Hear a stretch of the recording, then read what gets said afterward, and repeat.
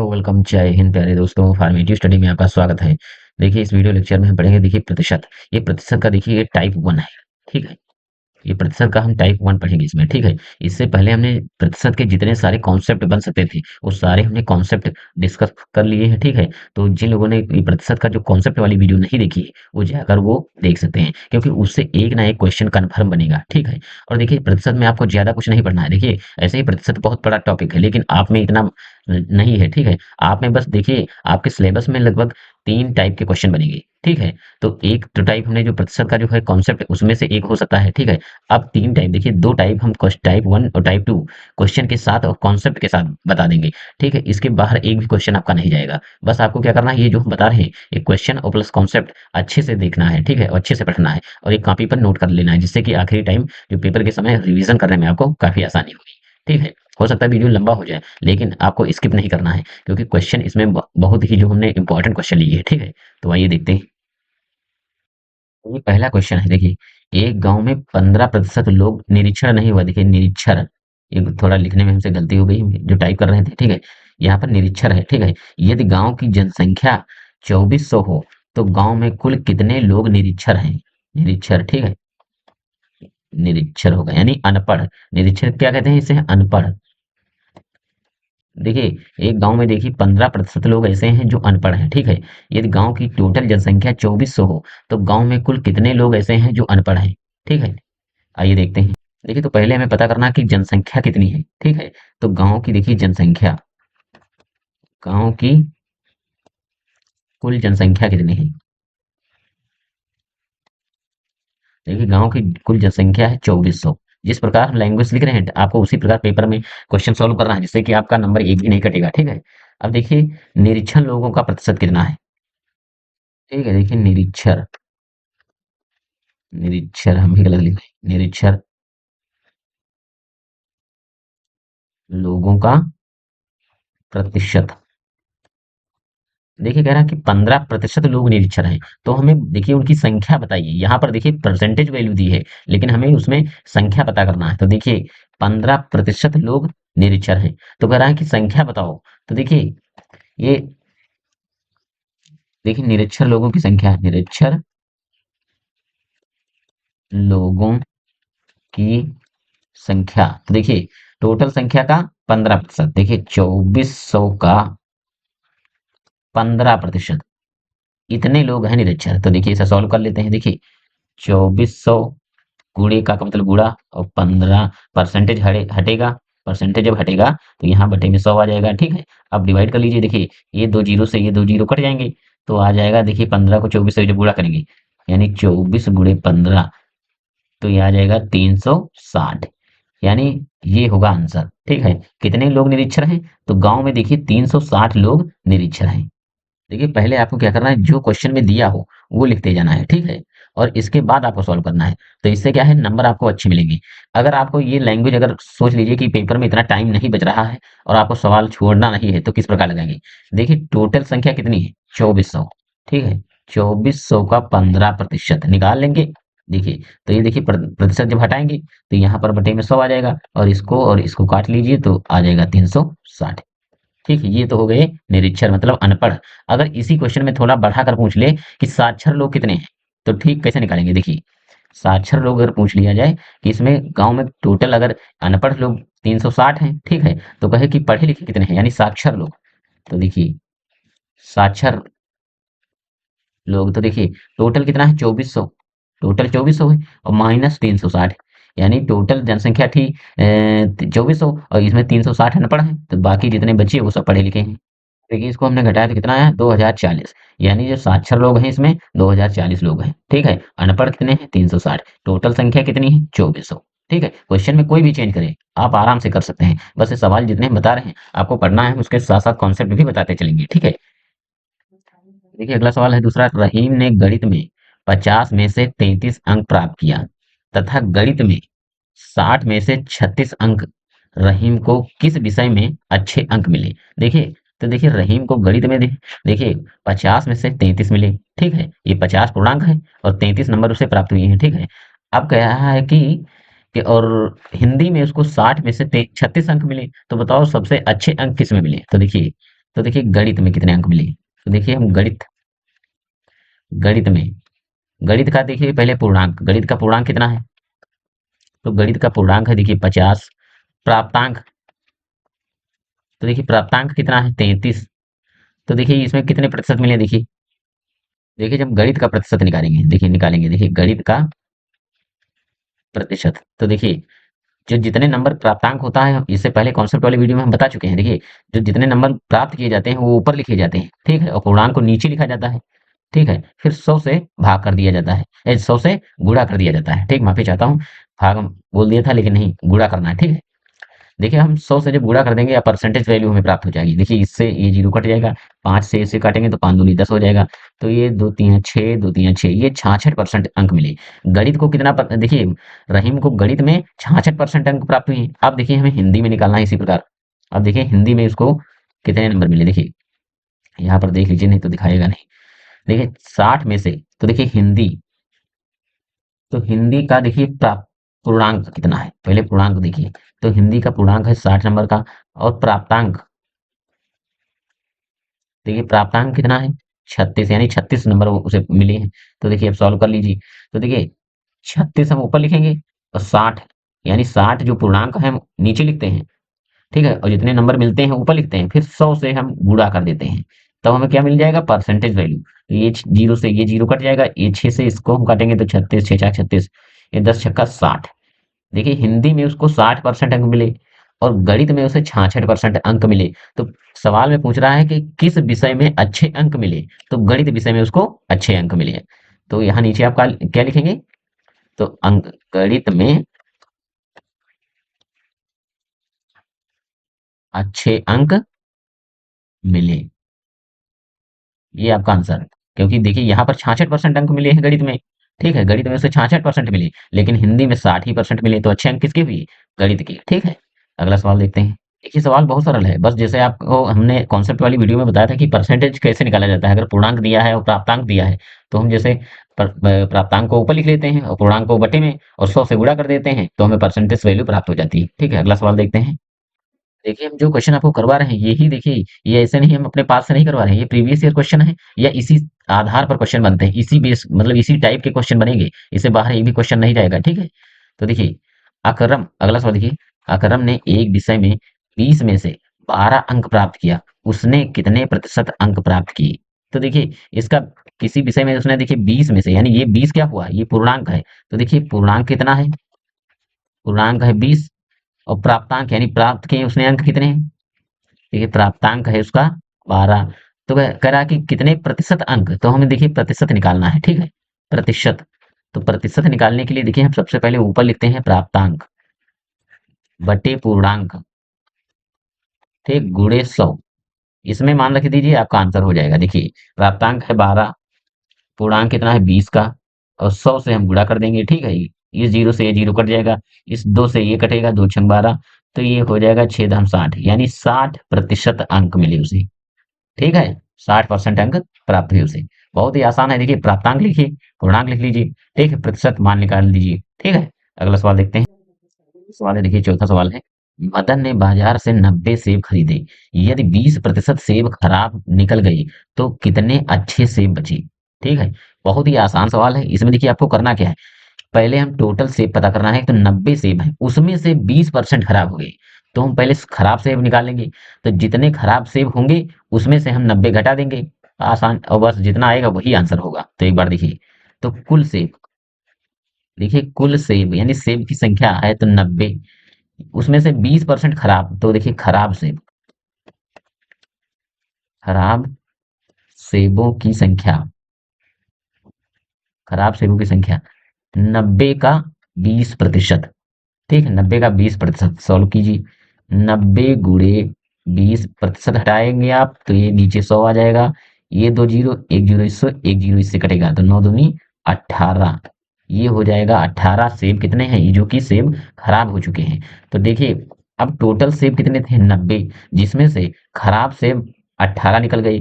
तो अब कह रहा है कि अच्छे सेब बताओ। तो देखिए अच्छे सेब की संख्या, अच्छे सेबों की संख्या, ठीक, इस प्रकार आप भाषा लिखेंगे। देखिए तो 90 टोटल सेब थे, जिसमें से 18 सेब खराब हैं, तो -18 हमने कर दिया।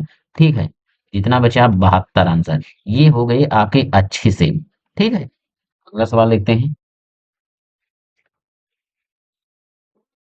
देखिए अगला सवाल है, एक शिविर में 600 सैनिक थे, 60 सैनिक और आ गए तो सैनिकों में कितने प्रतिशत की वृद्धि हो गई? ये मोस्ट इंपॉर्टेंट सवाल है, देखिए ये बहुत ही इंपॉर्टेंट है। ये क्वेश्चन में छपेगा, ठीक है, आपके पेपर में। देखिए, तो देखिए शिविर में टोटल सैनिक, तो कुल सैनिक देखिए, कुल सैनिक, तो कुल सैनिक बराबर है 600। देखिए 60 सैनिक और आ गए तो नए सैनिक, ठीक है, तो नए सैनिकों की संख्या कितनी है? 60। अब क्या कह रहा है कि प्रतिशत वृद्धि, तो जब भी प्रतिशत वृद्धि कहे तो देखिए कैसे करते हैं, देखिए प्रतिशत वृद्धि, तो देखिए प्रतिशत वृद्धि कितनी हुई, देखिए 60 नए सैनिक आए, किसमें से? देखिए 600 पहले थे, तो टोटल को हम नीचे लिखेंगे और जितने नए सैनिक आए उनको ऊपर लिखेंगे, और उसको हम क्या करेंगे, 100 से भाग कर देंगे, 100 से गुणा कर देंगे। ठीक है, देखिए प्रतिशत वृद्धि, तो देखिए टोटल सैनिक कितने हैं? 600, तो कुल सैनिक 600 हम नीचे लिखेंगे बटे में। ठीक है, अब कितने बढ़ोतरी हुई, तो 60, 60 की बढ़ोतरी हुई, और अब उसको हम 100 से गुणा कर देंगे। अब हमें प्रतिशत वृद्धि पता चल जाएगी। ठीक है, देखिए भाग कीजिए, तो ये दो जीरो से ये दो जीरो कट जाएंगे, और ये 6 से 6 दाम 60, तो ये हो जाएगा 10%। ये आपका आंसर हो जाएगा। ये मोस्ट इंपॉर्टेंट सवाल है। देखिए, तो क्या करा प्रतिशत, देखिए टोटल सैनिक कितने थे? 600, उसमें से 60 सैनिक और आ गए। ठीक है, तो कह रहा है सैनिकों में कितने प्रतिशत की वृद्धि हुई, तो प्रतिशत वृद्धि, तो जो टोटल सैनिक हैं उनको हम हर में लिखते हैं, और जो नए सैनिक हैं उसको अंश में लिखते हैं, और फिर 100 से गुणा कर देते हैं, जितना भी आंसर आएगा वही आपका आंसर होगा। ठीक है, तो अगला सवाल है 6 नंबर। एक खंभा 16 मीटर लंबा है, इसका 40% भाग लाल, ठीक है, और 25% भाग है जो काला है, और शेष भाग पीला रंगा है। पीला रंगा हुआ भाग कितने मीटर होगा? ठीक है, तो देखिए ये सवाल किस प्रकार लगेगा, देखिए जहां पर ये भी दिया है 16 मीटर लंबाई, इस जो 16 मीटर लंबाई का अभी कोई भी काम नहीं है, तो देखिए अभी हमें परसेंट वैल्यू का काम है। देखिए हमने पहले ही जो कॉन्सेप्ट वाले वीडियो में आपको बता चुके हैं कि जो परसेंट की गणना हम 100 पर करते हैं। ठीक है, तो देखिए यहाँ पर दिया है कि लाल है जो 40% है, और जो काला है वो 25% है। तो कह रहा है कि पीला भाग कितना है, तो मान लीजिए ये टोटल भाग है 100%। ये टोटल कितना है? ये टोटल खंभे की लंबाई है मान लीजिए 100%। ठीक है, टोटल खंभे की लंबाई कितनी है? 100%, जिसमें से देखिए 40% है लाल और 25% है काला। तो हमें पीला निकालना है, तो देखिए 100 में से, देखिए 100 में से हम क्या घटा देंगे, 40 और 25 को जोड़कर, तो 40 प्लस 25, इसे जोड़िए, तो देखिए 100 माइनस ये हो जाएगा, देखिए 5 4 दो 6 65, तो ये आ जाएगा आपका 35। ये 35% आ जाएगा पीला भाग। तो पीला भाग कितना आ गया, देखिए, देखिए पीला भाग 35% है। अब ये हमें पता चल गया कि पीला भाग कितना है, तो ये 35% है। ठीक है, ये 35%। अब क्या कह रहा है, देखिए मेन अब सवाल को लगाएंगे हम कैसे, देखिए हमें अब परसेंटेज वैल्यू तीनों पता चल गई। देखिए 40% है जो लाल है, 25% काला है, और 35% पीला है। तो कह रहा है कि खंभे की देखिए टोटल लंबाई, वास्तविक लंबाई 16 मीटर है। ठीक है, यहाँ हमने 100 मीटर, तो इसको प्रतिशत वैल्यू हमने मानी थी, ये हमने मानी थी। ठीक है, लेकिन यहाँ पर हम एक्चुअल वैल्यू दी है, 16 मीटर लंबा है। ठीक है, तो कह रहा है कि पीला रंगा हुआ भाग कितने प्रतिशत है, तो देखिए अब निकाल लीजिए। तो देखिए पीला रंगा हुआ भाग, देखिए पीला रंगा हुआ भाग, तो पीला रंगा हुआ भाग कितना है, देखिए परसेंट में दिया है 35, लेकिन हमें मेन वैल्यू चाहिए, देखिए एक्चुअल वैल्यू, तो कैसे देखिए है, तो देखिए कैसे निकलेगा, देखिए 16 का 35%। ठीक है, 16 का 35% निकाल रहे हैं, देखिए तो 16 का मतलब गुणा 35, परसेंटेज हटाएंगे तो यहाँ पर आ जाएगा 100। ठीक है, अब डिवाइड कर लीजिए, तो देखिए 5 से काटिए, 5 सत्ते 35, 5 दूनी 10। अब देखिए 4 से काटिए तो 4 चक्कू 16 हो जाएगा, और 4 पंचे 20, तो ये 7 चौक 28, 28/5। फिर इसको डिवाइड करेंगे तो ये 5 25, 5.6 मीटर, ये हो जाएगा आंसर। तो पीले भाग की देखिए लंबाई कितनी है, 5.6 मीटर। ठीक है, इस सवाल को आराम से एक बार समझ लेना है, ठीक है, रिवाइज करना, अगर आपको थोड़ा सा डाउट है तो एक बार दोबारा फिर रिवाइज कर लीजिए इसको।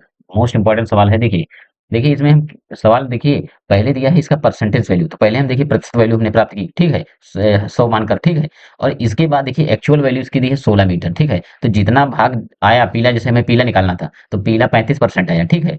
तो अब 16 का हम 35% निकाल लेंगे, फिर आपका आंसर हो जाएगा, ठीक है। तो आइए अगला सवाल देखते हैं। देखिए अगला सवाल है, एक गांव की जनसंख्या में 12% की कमी हो जाती है। यदि गांव की जनसंख्या 2500 हो तो जनसंख्या में कमी होने के बाद गांव में कितने लोग होंगे? ठीक है, तो देखिए देखिए सवाल को हम कैसे लगाएंगे। तो मान लीजिए जैसे कोई टोटल ये कोई गांव है, गांव में देखिए 2500 लोग रहते हैं। टोटल कितने रहते हैं? 2500 लोग। और इसमें से देखिए 12% लोग हैं जो बाहर चले गए कहीं, 12% लोग गांव छोड़कर बाहर चले गए। तो कह रहा है कि बताइए अब जितने लोग इसमें रह रहे हैं, अब इस गांव में कितने लोग रह रहे हैं? ठीक है, तो बस यही लगाना है। तो देखिए 2500 का पहले हम 12% निकाल लेंगे, तो जितना आएगा उसको हम 2500 से घटा देंगे, फिर जितना बचेगा वही होगा आपका आंसर, ठीक है। तो देखिए देखिए गांव की जनसंख्या, ऐसे ही सवाल में आपको लिखना है 2500, ठीक है। गांव की टोटल जनसंख्या कितनी? 2500।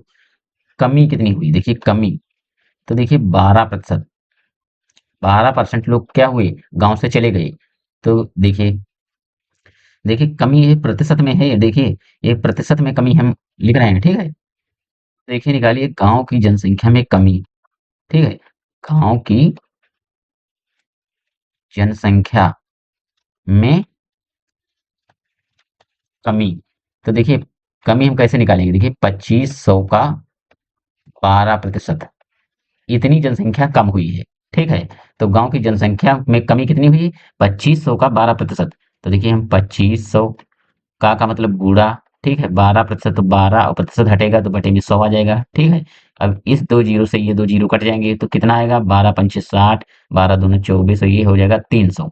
ये आ गया 300, लेकिन ये आंसर नहीं है। देखिए इतने लोग, ये जो कमी हुई है, तो ये 300 लोग गांव से बाहर चले गए हैं। कह रहा है कि कितने लोग बचे हैं, तो अब गांव में कितने लोग बचे हैं? तो देखिए टोटल लोग पहले कितने थे। देखिए आप इस प्रकार भाषा लिखिए, जनसंख्या में कमी होने के बाद गांव में बचे लोग, तो यानी 300 लोग बाहर निकल गए, तो टोटल संख्या कितनी थी? 2500। 2500 में से आप 300 निकाल देंगे, 300 निकालेंगे, ठीक है। तो अब घटाएंगे तो ये आ जाएगा 2200, 2200 लोग गांव में बचे, ठीक है। तो पहले देखिए आपको क्या करना है, पहले टोटल में से टोटल का हम 12% निकालेंगे, ठीक है। इससे हमें क्या पता चल जाएगा कि कितनी परसेंट लोग कमी हुई है, मतलब कितने लोग गांव से छोड़कर चले गए हैं। फिर जितना आएगा उसको हम 2500 टोटल से 300 घटा देंगे, ठीक है। और जो आएगा वही है आंसर, यानी 2200। 2200 लोग इस समय प्रेजेंट टाइम गांव में रह रहे हैं, ठीक है। है आठवां, एक चुनाव क्षेत्र में 80,000 मतदाता थे। दो प्रत्याशियों में से एक प्रत्याशी को डाले गए मतों का 60% मत मिले। यदि कुल यदि कुल 80% मत पड़े हों तो दूसरे प्रत्याशी को कितने मत मिले? देखिए सवाल बहुत सरल है, बस देखिए ये सवाल दो तीन तरीके से लग सकता है, लेकिन हम एक ही तरीका आपको बता रहे हैं जिससे कि आपको कंफ्यूजन ना हो, ठीक है। देखिए तो आइए समझते हैं। देखिए कुल मतदाता, तो देखिए जितने वोट डाल सकते हैं, तो कितने हैं कुल मतदाता? 80,000। ये हो गए 80,000, ठीक है। क्या करा है?